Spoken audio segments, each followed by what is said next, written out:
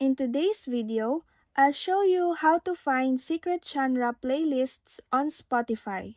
First, open Spotify. Once you're on the home page, tap the Search tab. In the search bar, type the sound of, followed by a specific subgenre. For example, the sound of math rock or the sound of desert blues.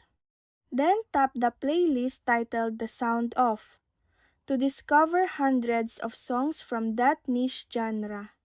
If you're looking for more active, localized, or trend-driven music scenes, go back to the search bar and type the pulse of followed by a genre. For example, you can search for the pulse of indie rock or the pulse of synthwave.